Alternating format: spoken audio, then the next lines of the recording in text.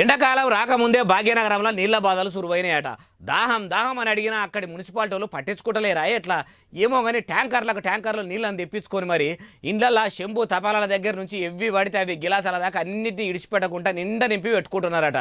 ఇప్పుడే ఇట్లుంటే ఇంకా ఎండాకాలంలో ఎట్లుంటుందో ఏం కథనో పోరి.